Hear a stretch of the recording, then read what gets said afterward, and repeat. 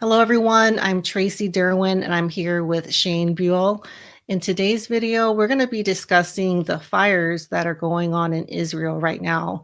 These started April 30th, which is Israel's Independence Day.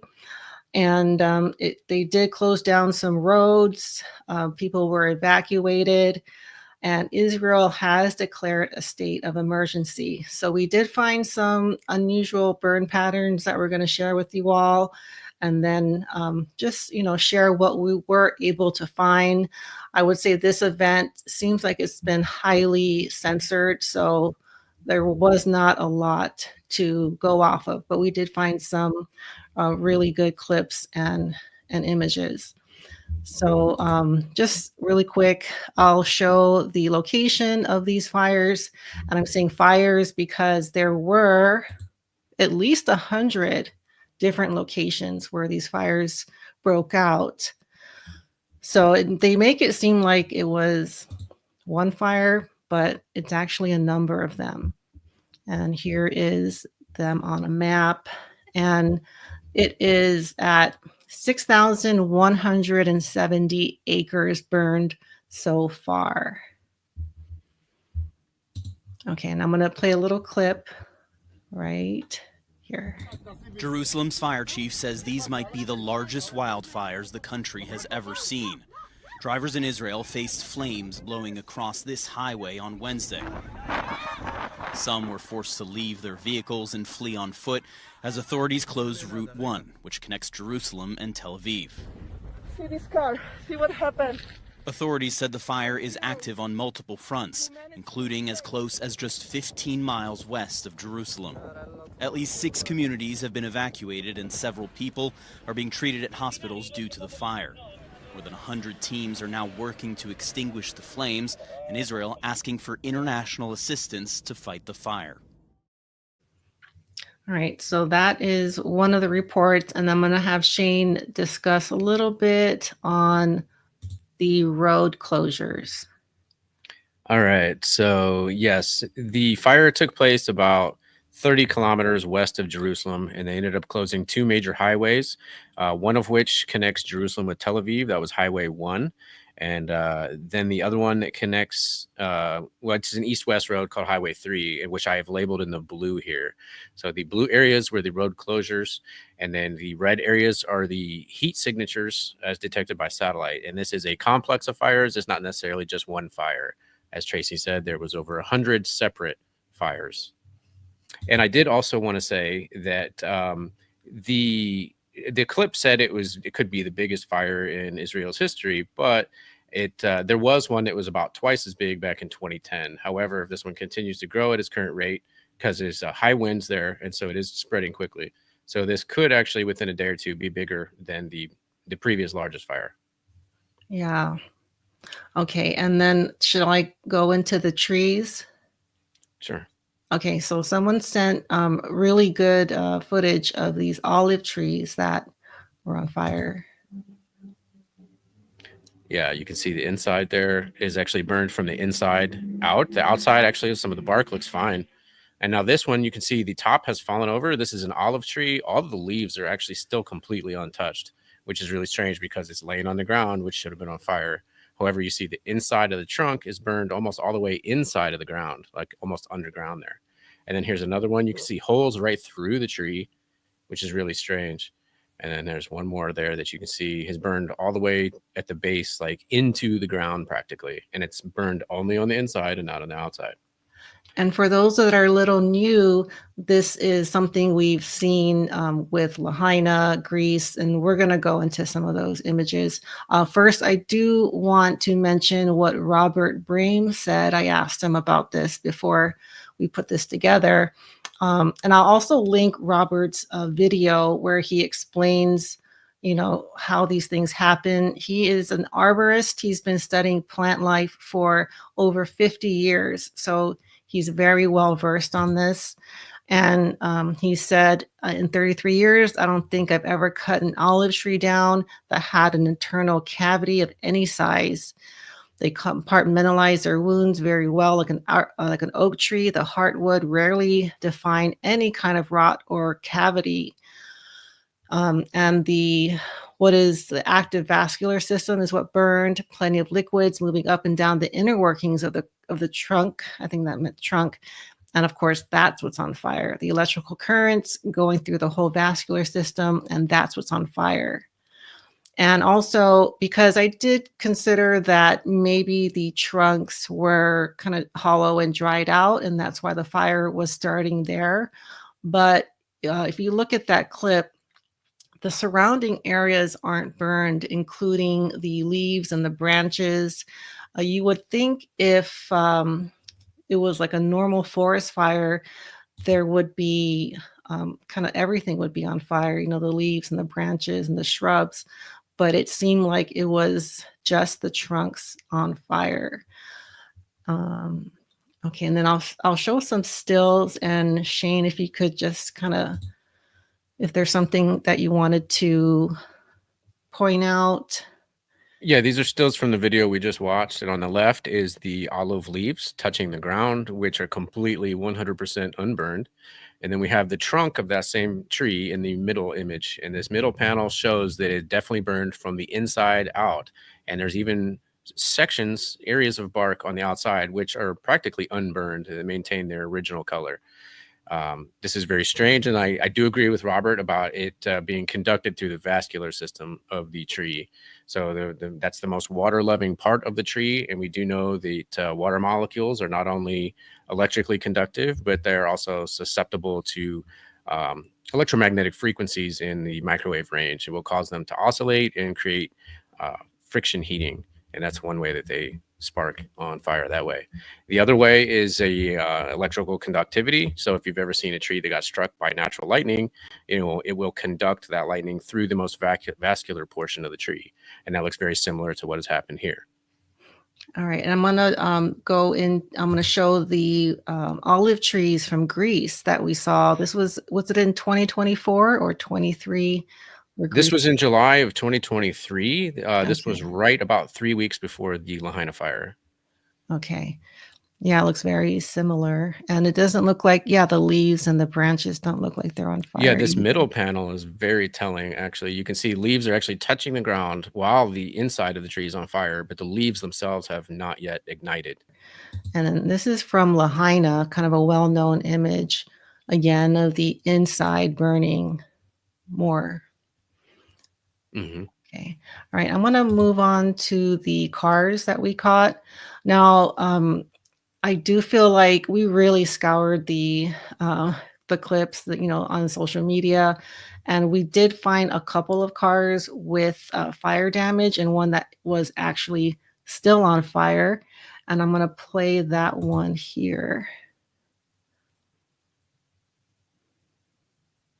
Yeah, you can see it looks like it's coming from the front of the car where the engine would be. And it's really strange that the engine would catch fire first. And that nothing around it was burning. And nothing else around it was on fire. So once again, if that was an ember, just like with the trees, like Robert said, that there's almost never any hollow areas in these olive trees for an ember to blow into. Also, this car, like an ember would have had to blow inside of the engine and then ignite the engine for it to burn like that.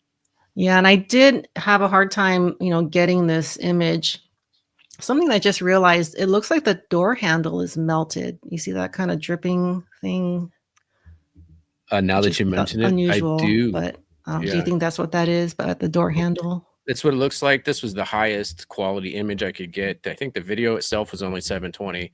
And so then I captured it and zoomed in and cropped this. And so, there is going to be a little bit of pixelation, but it does definitely look like that is an aluminum handle that is melting. Okay.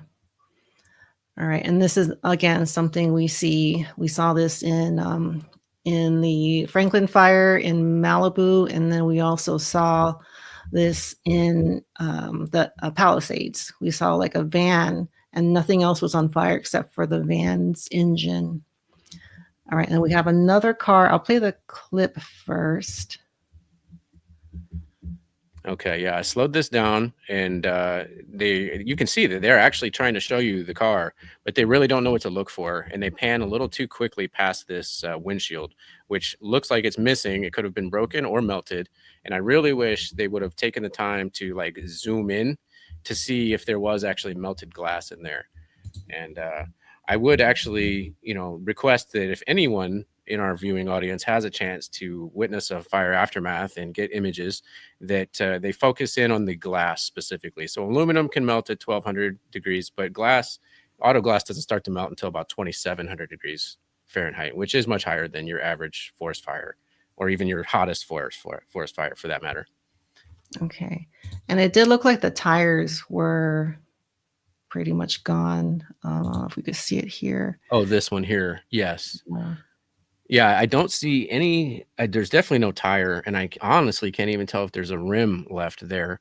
You can see that, the body panels, like the hood, have survived, but the bumper and the fenders are gone, and so it doesn't look like there's a rim there, but I can't tell.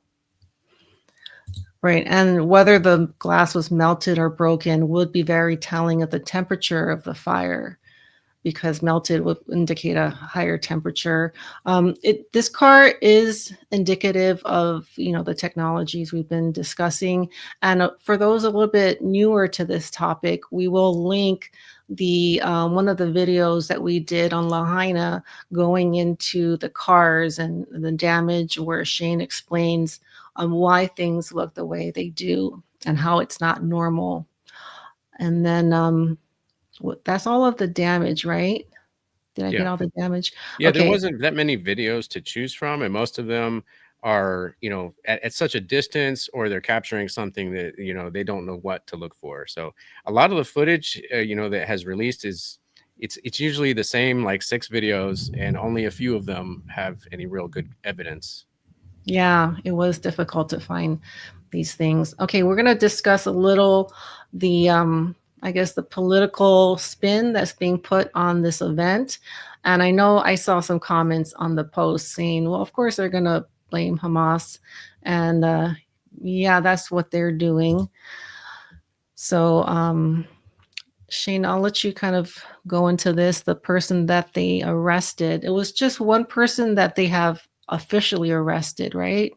Well, they have claimed to have arrested up to 18, but only one was actually allegedly caught in the act.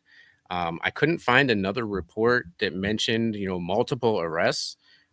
So who knows? Like, there's a lot of misinformation that's been coming out of this fire.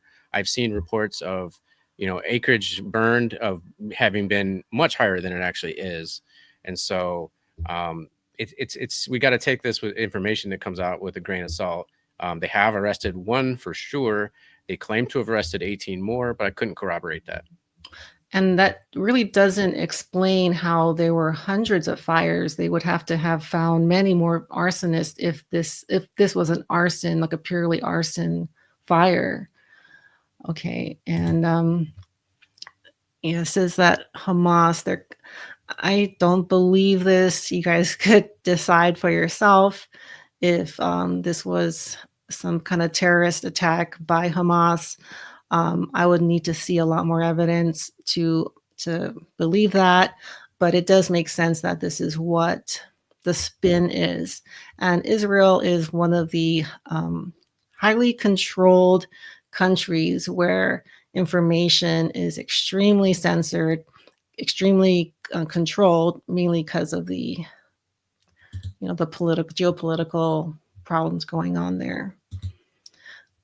Okay. And this is saying that some lawmakers have demanded a curfew of the Palestinian villages. And is this the man who?